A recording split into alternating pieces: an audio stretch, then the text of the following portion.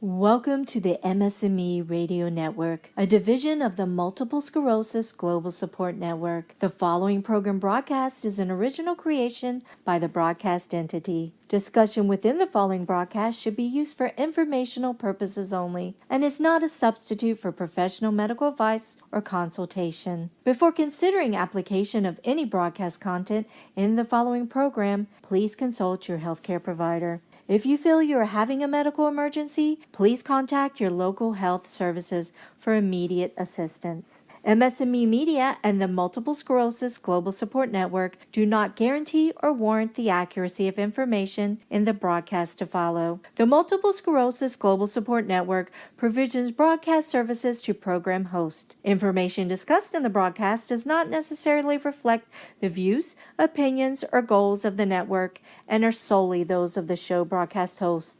Should you wish to host a broadcast, please visit our website at msmemedia.com and submit a request to become a program host. We thank you for listening to the MS&Me Radio Network. Enjoy the show. Welcome to MS&Me Interviews. I'm your host, Erica Lyons Richardson. This week, I'm doing a deeply personal show. I've never interviewed my husband and children. Thankfully, becoming a severely advanced patient living with MS is rare these days. But those of us who do reach this level of progression can be partially misunderstood. I've been living with PPMS active, that's primary progressive active, for almost 40 years. For those of you unfamiliar with the types of MS, in most cases, 80% are relapsing remitting MS. There are 15% of cases that are either PPMS active or inactive. Active is the rarest type because most people with primary progressive MS just steadily progress. They don't have the relapses where you have an increase in disease activity, an attack per se. So those of us with the rarest type, the 5% with PPMS active, have constant progression, and we have relapses, which are those exacerbations, those attacks of our disease activity. So we kind of have fast forwards in our disease progression. So yes, most of my days are spent in bed with rare time in my wheelchair. I'm working to get stronger to turn that around. My lung function has been diminished to 18% due to my quadriplegia, so that's making that more difficult. Effort exhausts me fairly quickly, but I'm working diligently to regain my strength and my function. I'm under 24-hour care at this point. So needless to say, this is a great emotional, physical, and financial strain on our family. It's difficult physically on my elderly parents, tug, and lift me when my husband's at work. And this inevitably brings up feelings of guilt for me, even though I did not ask for MS. MS is not our fault, and we must remember that. I would like to introduce you all to my husband of 11 years, Bernard Richardson. Welcome to the show, Bernard. Hello. I'm glad you are here today. You know, he's not really fond of being interviewed on the radio, but I'm really deeply grateful that he agreed to do this because it's really important to him to help other families. So thank you, Bernard. No, thank you. For doing this. He said he was going to do that. Bernard knew that I was dealing with chronic illness when we were dating, but we did not know the full scope of all of my autoimmune diseases when we were married. Bernard, how did you feel when we got the final confirmation of my rare type of MS? It was a little bit shocking, but I also knew that, also try to remain positive that there were other people that had MS. Celebrities you were familiar with had relapsing remitting where they were more functional and had occasional attacks. Okay, yeah, so, and a lot of people only see that part of the disease, Exactly. from, celebrities or people in their life because it's more common. Like I Mm-hmm. said, 80% of people have that type. Mm-hmm. So that would be what you would probably be first introduced to. Well, what's been the biggest impact on our family, in your opinion?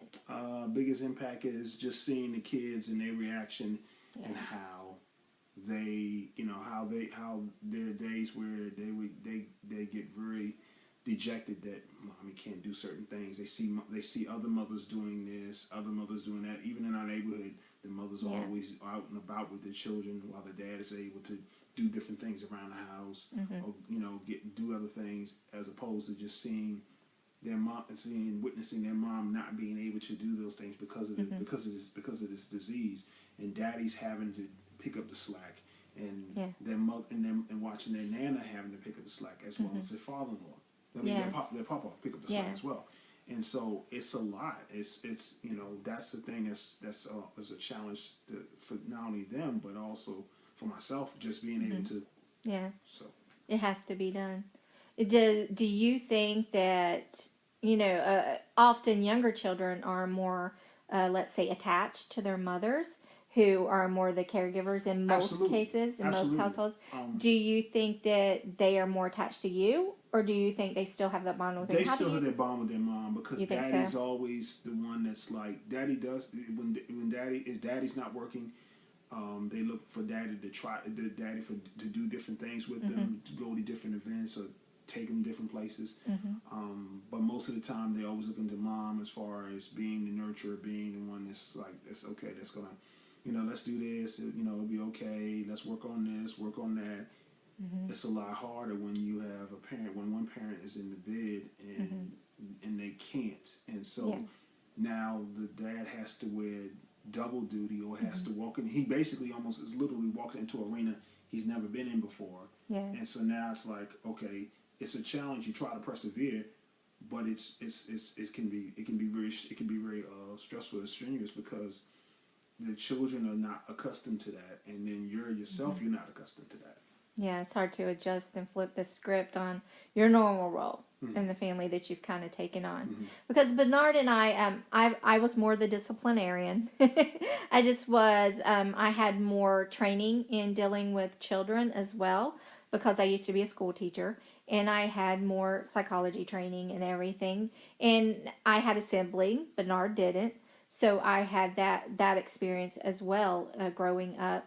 So I had been more of the disciplinarian. And then, of course, Bernard and I always did things as a team, though. He teamed up with me on that. But our roles changed, because you're there. You're there when they're running outside, or when they're in the yard, or when they're at school and you're taking them to school, or when they're, downstairs doing something and I'm in the bed. You are the one on site to discipline them or correct them when they need that. And that wasn't a role you were comfortable with. Well, the challenge is it's not so much the comfortable. It's more like the challenge is when they start to fight. It's trying to decipher which one started it first. Yeah. It's easy to be there, but if you're not there in hands, if you're in one if you're there, but then you're actually you're in the kitchen cleaning dishes, and you see them outside in your backyard playing, and then all of a sudden they have a disagreement, but you weren't physically there when they had the disagreement. So now you have to discern between The guilty party. who's guilty and who's innocent. Yeah. And they both have compelling arguments. Yeah. And so Mommy has that little instinct. I always discern what went down, and you're exactly. always struggling with that. So. And we always split the chores and all duties around the house and households, half and half, 50-50, because we both worked. So we take turns cooking, we take turns with household chores. We split up, like, you like to iron, I hate to iron. I like to dust, you hate to dust. So we would Amen. Amen. 50-50 it, and now I'm not there to do that physically. And how do you feel about that? How's that been?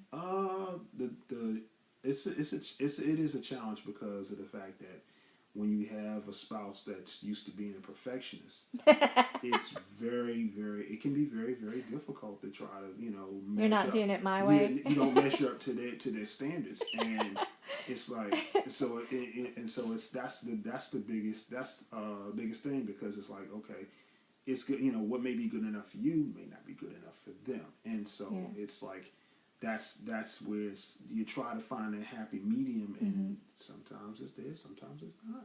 But Sometimes that's you have to- okay. Yeah. You have to be okay with whatever we can do under the circumstances. Mm-hmm.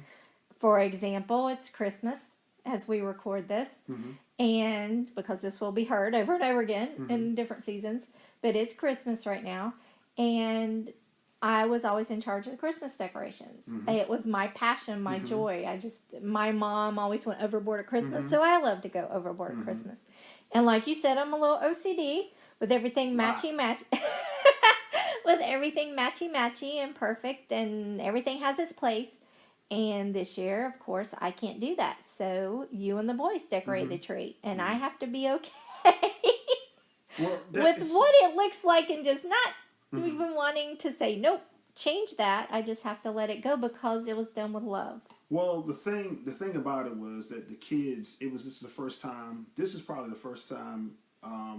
Usually, most of the time, I'm usually either decorating the tree with help from my mother-in-law. Yeah. And occasionally, usually the boys. This is the first time I actually stepped back And let and them do it all by it themselves. by themselves.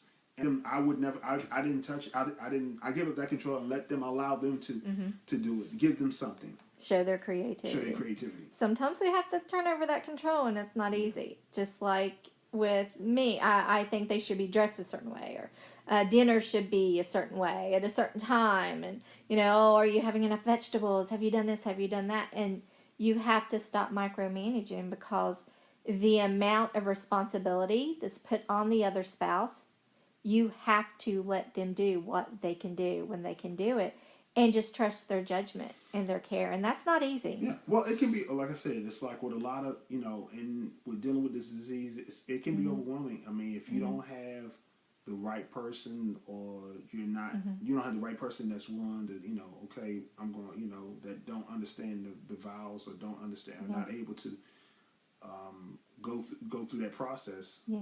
It's easy to just say, okay, I'm not dealing with this. A lot of relationships end due to chronic illness. It's much easier to walk away, and it's much easier to say. And then when you involve children, it becomes even tough, because now they're emotionally torn apart, because they have to, they like, on one end they're like, okay, well, we know this parent's going to provide for us, but then the other parent, we want them to provide for us, but they can't, because they physically need someone to take care of them.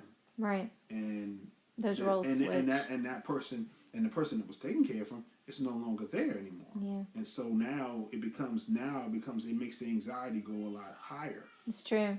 So. And I apologize if you hear my boys talking in the background. They're still here. Okay.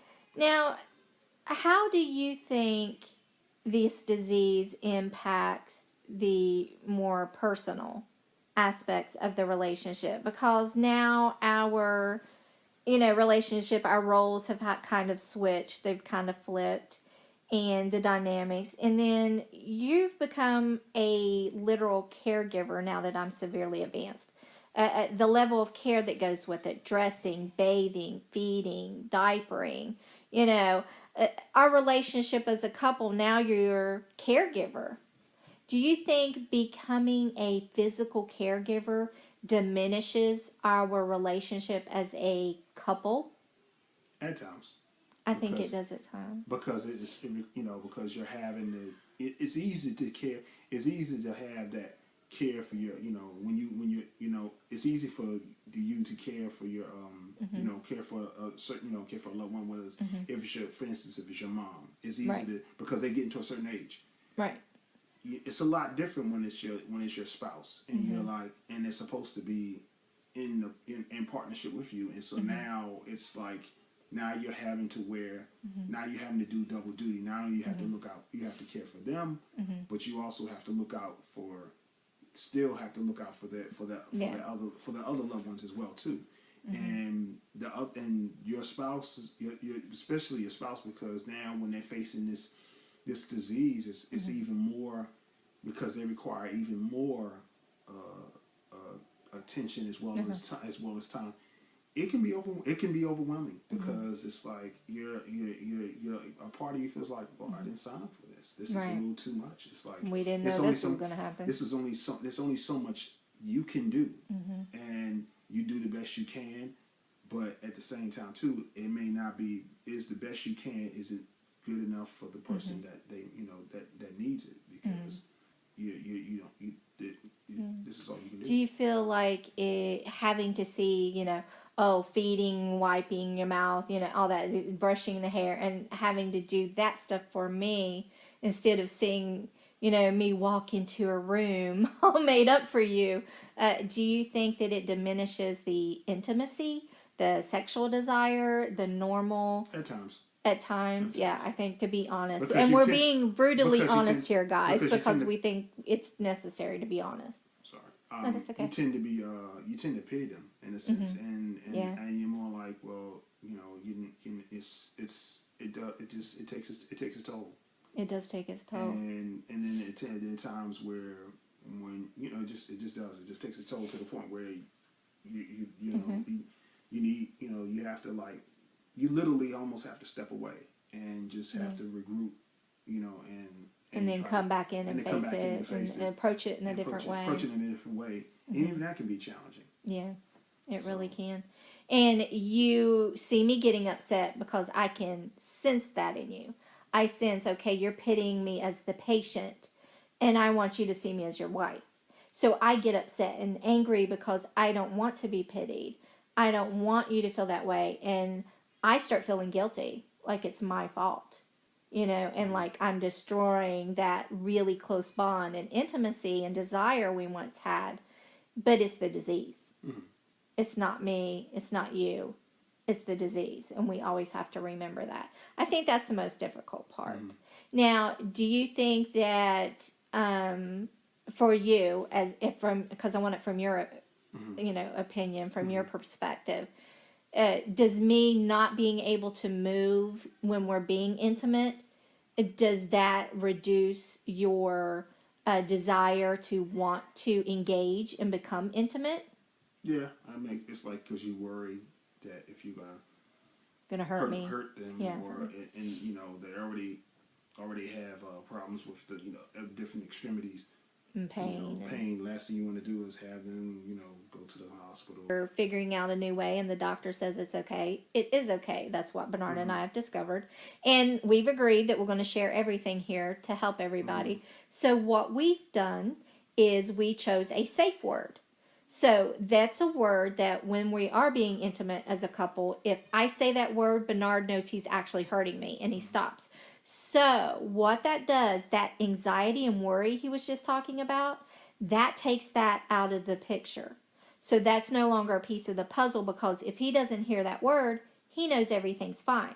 So he has less anxiety than engaging and starting. So it's more comfortable for him.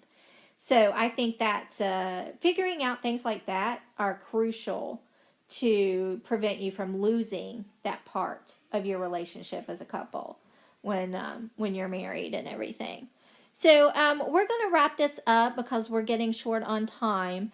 But I really wanted to thank you for being so honest and so open. Just like I'm going to ask the boys later in this segment, what do you think is a good thing that's come of my MS and us dealing with this as a family? Do you think there's anything good? It makes you appreciate life. Makes you appreciate the time that you have, because if you don't, it goes by fast. Yeah, it's true. So we live every moment. Yeah. Take the good and the bad and keep going. Yeah. Live in God's purpose. Oh yeah. It allows them, when you do vacations, family vacations, you make sure that everybody is on board with it, and make sure regardless of how your spouse feels or whatever, you persevere. It's a challenge, but at the same time too, it's worth it. It's worth its price because the kids are experiencing that. There's something that they'll treasure, something they remember, saying that, you know, my mother and my father took me here. It wasn't just daddy taking me or Nana or Papa. It was actually both Our my whole parents. family, It was a mommy whole and family, daddy, mommy and all of daddy, us were there and together. we all went there together and Yeah. had a, you know, and had a time and enjoyed ourselves. That's true. Thank you for being here, Bernard. We're going to bring on our sons next and bring them in for the interview. David was diagnosed with cerebral palsy and a laundry list of learning and developmental disorders. He was just 4 pounds 7 ounces when we brought him home from the hospital.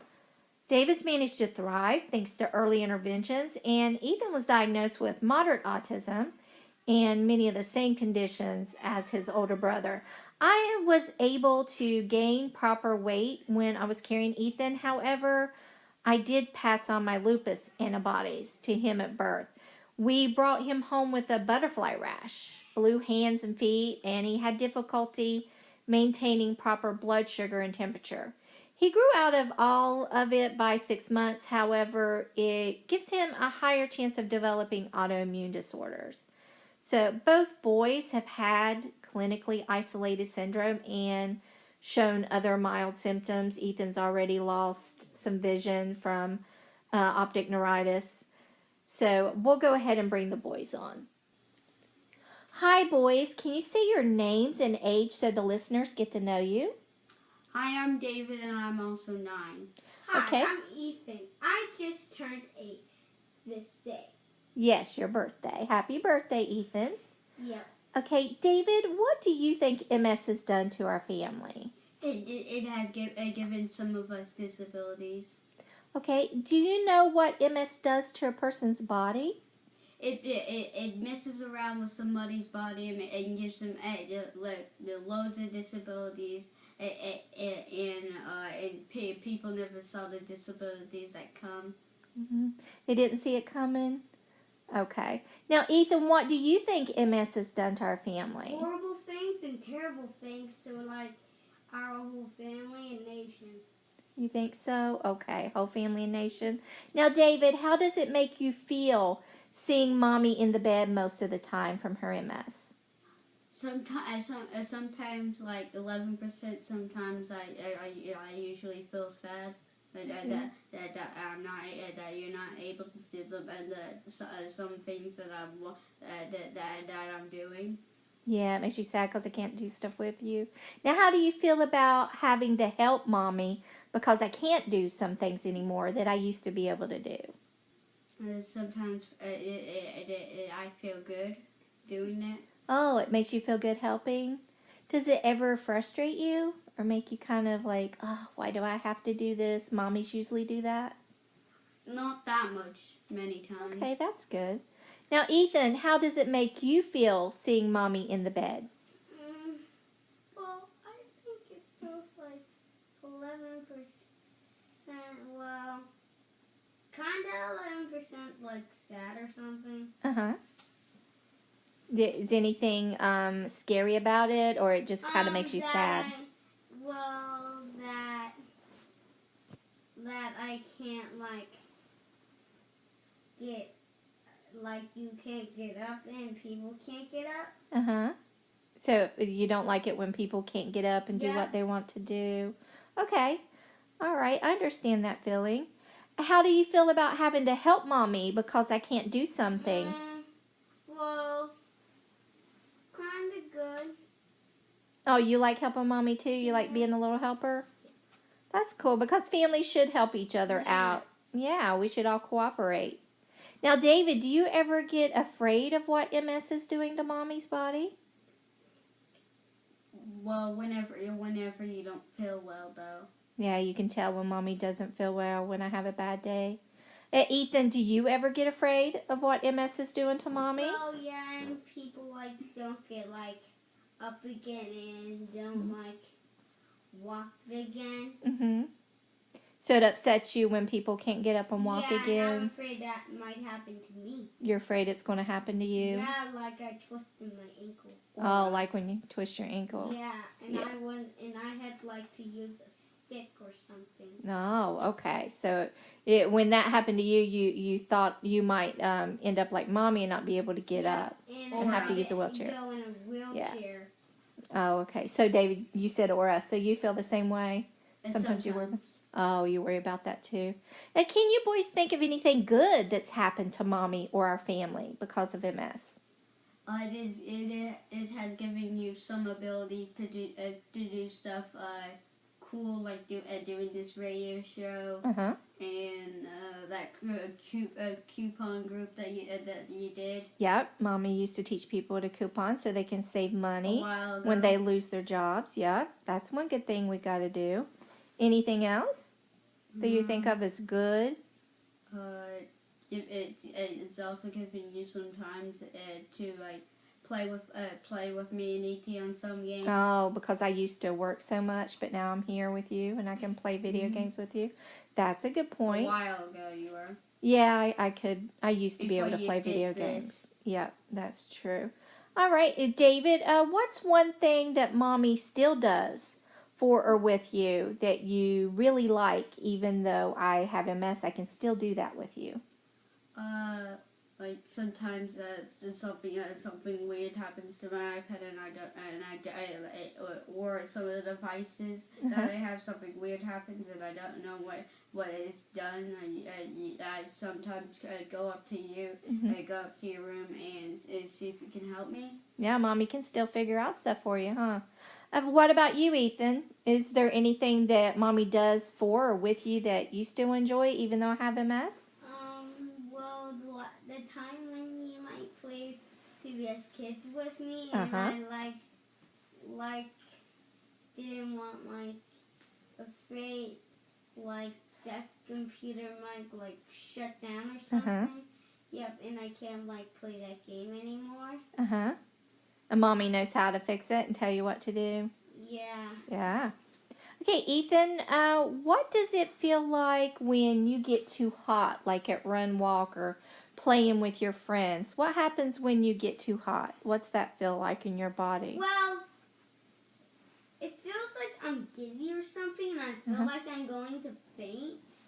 And I just need to drink water and get near cool air for that time for 10 minutes to cool off, since I need cold to breathe. Everyone's thing needs hot air to live, but I need cold air to live because Yeah, you feel like you need cold air to live? Yeah, because I get hot all the time. Yeah, you have trouble with that. Yeah, Now, you often tell me and Daddy and sometimes the nurse at school that it feels like the batteries are running down in your legs because you're so tired.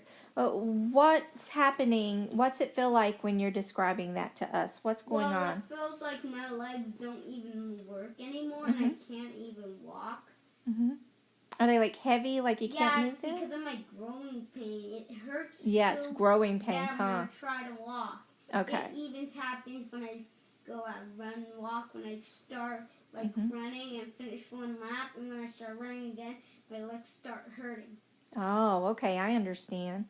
Now, David, what does it feel like when you feel dizzy and when your legs, you say your legs don't work, like when you have to call the school nurse ends up calling mommy and saying we need to come get you? What's going on when that happens?